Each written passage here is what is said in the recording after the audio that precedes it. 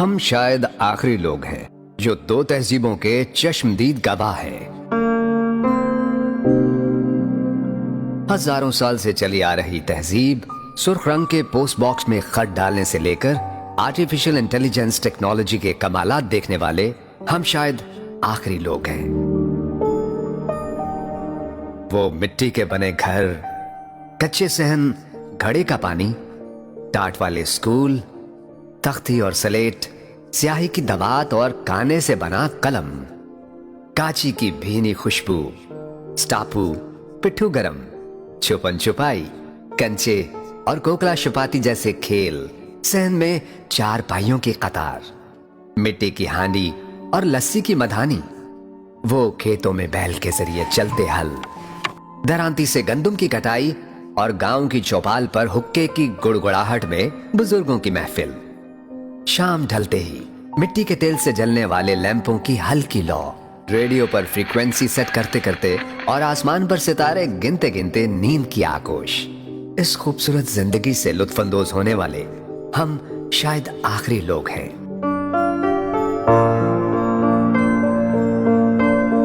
انیس سو 50 سے لے کر 1990 کے درمیان پیدا ہونے والے ہم خوش نصیب لوگ ہیں جنہوں نے ہزاروں سال سے چلتی آ رہی اس تہذیب اور روایات کو دیکھا ہے۔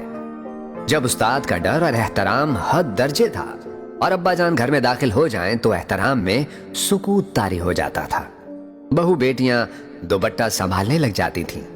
ہم وہ آخری لوگ ہیں جو باقاعدگی سے پو پھوٹتے اور سورج کی پہلی کرن دیکھتے تھے۔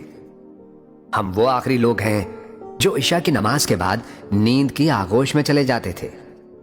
آج اسمارٹ فون نے نئی نسل سے راتوں کی نیند اور سحر خیزی چھین لی ہے۔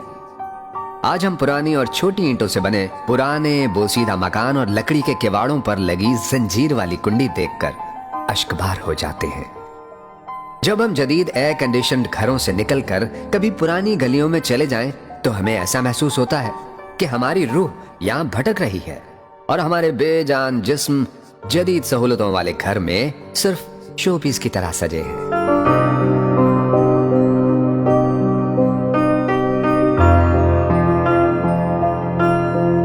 انیس سو 50 سے 1990 کے درمیان پیدا ہونے والے ہم خوش نصیب لوگ ہیں کیونکہ ہم وہ آخری لوگ ہیں جنہوں نے مٹی کے بنے گھروں میں بیٹھ کر پریوں کی کہانیاں سنی، جنہوں نے اپنے پیاروں کے لیے اپنے احساسات کو خط میں لکھ کر بھیجا اور ہفتہ بھر ڈاکیے کا انتظار کیا۔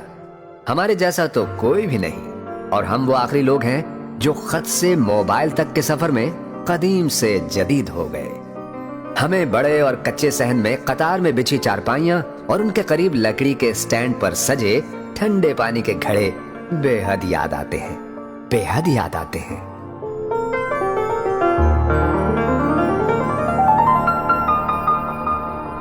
گاؤں کے چوراہے یا شہر میں گلی کے نکڑ پر دکان جسے ہم ہٹی بھی کہتے تھے، بچوں کے لیے سب سے بڑی سوغات مرونڈا، ٹانگری اور بغیر ریپر کے رنگ برنگی دیسی کینڈیاں، جبکہ بڑوں کے لیے بنٹے والی سوڈا بوتل ہی سب سے بڑی ریفریشمنٹ ہوتی تھی۔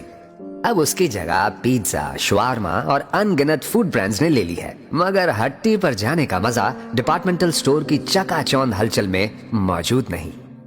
عید الفطر کی رات سال میں سلوایا گیا واحد کپڑوں کا جوڑا اور واحد جوتے دیکھ دیکھ کر نیند اڑ جاتی تھی کہ صبح اسے پہن کر شہزادے لگیں گے۔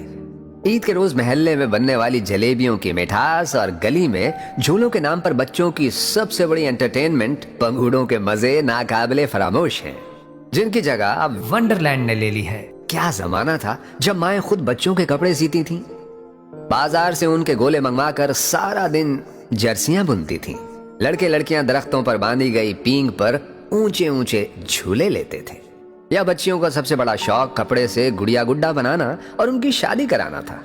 سادہ سی زندگی مگر خلوص سے بھری زندگی۔ گھروں کی دیواریں چھوٹی ہوتی تھیں مگر حیا کا معیار اونچا تھا۔ شام کو خواتین دیوار کے اس پار پڑوسنوں سے حال احوال بھی پوچھ لیتی تھیں۔ دیواروں سے جڑے یہ رشتے واٹس ایپ میسیجز نے چھین لیے ہیں۔